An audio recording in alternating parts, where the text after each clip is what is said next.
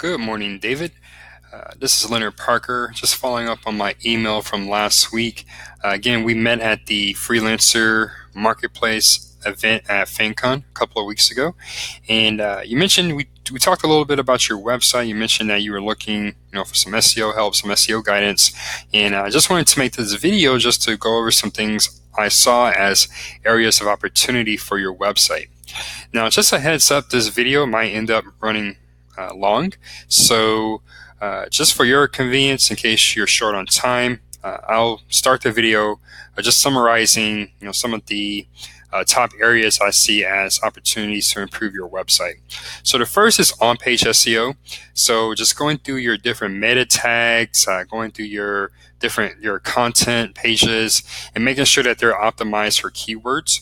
The second area is off-page SEO, or your backlinks. So I saw that you're off to a really good start there, but that's something that's ongoing and something that always can be improved. So I would definitely make a conscious effort to build additional backlinks to your website. Third piece, technical SEO. So I saw some areas of improvement for your website speed, your website performance, and here on your homepage now, as you can see, I see that you don't have the SSL certificate installed on your website. And an SSL, that adds an extra layer of security to your website, which makes it more difficult for hackers to steal your information, or even worse, hijack your website. I you can see here, there's this nasty, not secure message here for your website. So I'll go into more detail about that in a bit. And then finally, your content. So I saw that you're using PDFs on your About Us page. You want to make sure that you actually put those on the pages of your website. PDF, it does limit the SEO benefit that you get from your content. So you want to make sure any PDFs where it's applicable, you actually put that content onto a page. The second thing with your content are your FAQ pages. So it's great that you have an FAQ, but I see that you're using an accordion on that page. You want to make sure that any important content that could rank well for in the Google search results is actually on the page and not hidden away in the accordion. So that's my high-level summary. Now I'll go deeper into each area. So first, starting with on-page SEO. So if I was able to review the different pages on your website, and I did see some areas that could be cleaned up. So first, I'll start with the meta tags. So first, the two meta tags I'm going to focus on in this video are your title tags and your meta descriptions. Now first, with your title tag. So you can see here I did a special Google search where it only returns pages from your website. And from what I see, this is your home page. So whoever optimized this, Retirement Planning Australia, that's great. That should be at the beginning of your title tag. But then you'll see here, the rest of your title is cut off. And I actually saw this issue on several pages on your website where the Retirement Advice Center, so the name of your firm, is actually repeated in the title tag. You'll see that here. So see how you have this little box that popped up? You have the Retirement Advice Center twice. So obviously that's not needed, and we can cut the second part off. So that will actually make your title fit within the sweet spot. So the sweet spot for title tags is 30 characters, at least 30 characters, and no more than 65 characters. And that can have an impact on your SEO. It just doesn't look good, right? That you have this trailing dots here, and then also, let's say you had a keyword in your title tag, but it was being cut off, then you don't get the benefit of that keyword in your title tag. So that's all I have for your title tags, just making sure that going through each page and making sure that they're within that sweet spot of 30 to 65 characters. The second type of meta tag, your meta descriptions, and that's right under your title tag here in the search results. So you can see here, for example, the meta description for your homepage is the Retirement Advice Center is the place for your retirement planning. Get specialist retirement advice from experts in Australian retirement incomes. So, that second part doesn't read well there, uh, especially the part about in Australian retirement income. So we might want to revisit that. But one thing that I wanted to point out here is that when the meta description is too long, then it'll also be cut off as your title tag. So you can see here for your About Us page, you have Meet Our Specialist Retirement Financial Planners at the Retirement Advice Center, Australia. So I'm not sure if that part, that doesn't read that well either. But the second sentence here, to find out how you can enjoy a better retirement, call toll free on, and then it's ... So it ends in ellipses. So I think you want to include your phone number there, but obviously it's too long and it's cut off. So you want to make sure that you make these meta descriptions short enough where all the information that has to be there is there. And the sweet spot for your meta descriptions is between 70 characters and 156 characters. So you want to make sure that your sweet spot is there. Now, other than your title tags and your meta descriptions, there's a few other things to keep in mind for your on-page SEO. First are your header tags. So you have two types of header tags, or at least two types that are important for SEO. Your heading 1 tag and your heading 2 tag. Now, your heading 1 tag, let's look at this as an outline. So back in college, when you were preparing a paper for one of your classes, you probably use an outline just to get your thoughts, organize your thoughts better. So at the top of that outline, you have the title, and that can be your H1 tag. So let's say you had a title about estate planning, or a page about estate planning. So that would be your H1 tag, estate planning for Australian residents, right? And then under that title, you're going to have your key bullet points for your outline. So you might want to talk about specific details about estate planning for Australians. And those key bullet points would be your heading 2 tags. And you want to make sure that those are optimized for keywords, both your heading 1 and heading 2 tags, and you want to make sure that they meet certain rules. So starting with your heading 1 tags, I found several pages where you didn't have a heading 1 tag at all, and that's a big no-no for SEO. You want to make sure that each page has one heading tag and only one heading tag. So that's very important, because thinking about an outline, you wouldn't have two titles on an outline. Your paper would have one title. So you want to make sure that you have one heading tag. Now, for heading 2 tags, I saw some pages where they were missing. So you just want to make sure that each page has at least one heading 2 tag. And this is something that you can see from the front end of your website. We'll actually have to go into the source code to fix this. But it's something very important for SEO. When the Google crawlers or the Bing search engine crawlers are crawling your website, or in other words, reviewing your website, your page title, your heading 1 tag, and your heading 2 tags are important parts of your website that tells those search engine crawlers exactly what your page is about. And that's how Google and these other search engines figure out how to best rank a page. So important areas to look at. And then finally, as I wrap up the on-page part of this video, your alt tags. Now, alt tags, those are aligned with your images. So your images, obviously, they show up on different pages on your website, but you want to make sure that you have a tag called your alt tag optimized with the keyword. So let's see if I can find an example. Let's check out your smart retirement page. Yeah, I think you had like several tips here.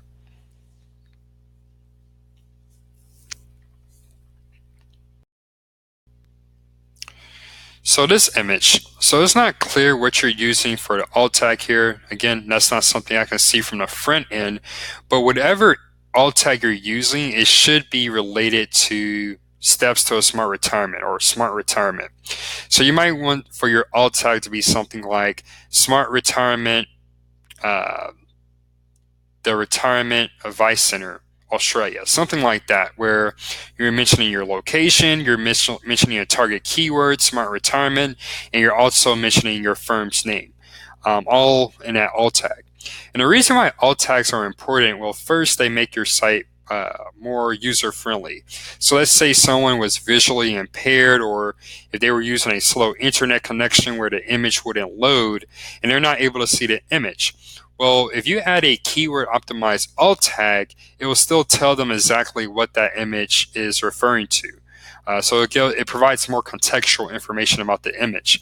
Now, the SEO benefit comes into play where if you add a keyword or a keyword phrase as an alt tag, then that optimizes that image to show up in the Google image search, or some cases when you're searching on a mobile phone now, an image carousel will show up at the top of the search results. So by using keyword rich alt tags, you're able to optimize and better position your website to show up for image searches. So that ends on page. Now off page, done a great job here. Backlinks to your website. So I see, this little DR abbreviation here stands for domain rating, and that's a scale of 0 to 100. The closer to 100 a website is has for their domain rating, the more authoritative it is. You have some really good sites here. So my advice to you is continue to build those strong backlinks. This is really an ongoing process depending on how aggressive your competitors are, but it's something that never ends. You always want to continue to build stronger backlinks to your website. Now, other than that, you also want to look at websites in your region and just make sure that you are adding local relevance. So getting backlinks from websites that only target Australia or publications that only target Australia would go a long way into improving your organic visibility. And that's something you're already doing. So it looks like you have a backlink from the FPA of Australia. You have a backlink from the leader. All of these are Australian websites, those that end in .au. So good job there. From there, and then that's really all I have for your off page. Again, you're off to a great start, so don't have too much feedback there. Now, before I go into the technical SEO, I do want to mention your content. So again, back to what I mentioned at the beginning of the video, you want to make sure that on your About Us page, you have your different team members here listed. You actually want to list out this information that are in these PDFs. Because in the PDF, the content, it doesn't give you any SEO benefit. So instead, I would suggest that you actually have a dedicated page for each member on your team. Take that content that's in the PDF and actually post that content onto those pages. You will get more SEO benefit that way. In addition to that, going to your FAQ page,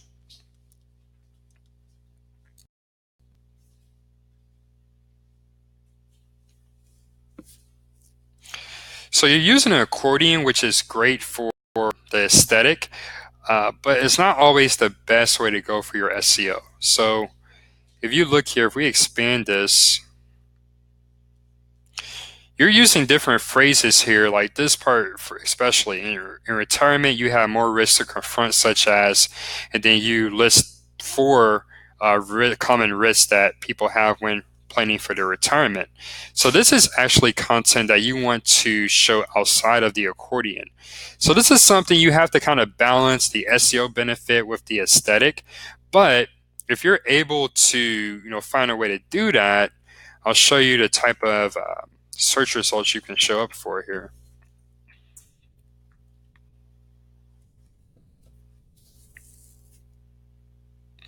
So you see here this little box that showed up. People also ask, this is called the feature snippet. And the results are off the charts. If you're able to position your website to rank well for one of these, that's definitely going to drive more clicks and more traffic to your website. So I wouldn't say it's low-hanging fruit because it's actually quite difficult to get included here. You can see the types of websites that are ranking here, Wall Street Journal, the Business Insider. But if you're able to find a very niche phrase and have your website show up here in a feature snippet, it will definitely be very beneficial for your website traffic. So that's all I had to mention regarding content. Now back to your website technical SEO. So again, the SSL certificate, this adds extra security to your website. And I'm not sure, I haven't clicked on your login button, but it looks like that takes people to a separate website, which is great. But still, it's not good to have that not secure message there. So something is very easy to fix. You would just call your hosting company and tell them, I want to add SSL to my hosting plan, or to your domain provider, I want to add SSL to my hosting plan. And most hosting companies, they'll actually take care of this for you on their end. And it can take, 30 minutes or up to a few hours, but something that's really easy to fix. The second point I want to go over for your technical SEO is your website speed. So I ran your website through a tool called GT Metrics. It's a free tool. You can do the same on your end. And you can see here your site has a score of F and D, which obviously the F isn't great. And then your average load time is 5.7 seconds, which isn't terrible, but ideally you want your website to load between 2 to 3 seconds. I recently read an article that said that with each additional second of load time, you lose about 6% of revenue from your website, whether that's through services, products, or whatever.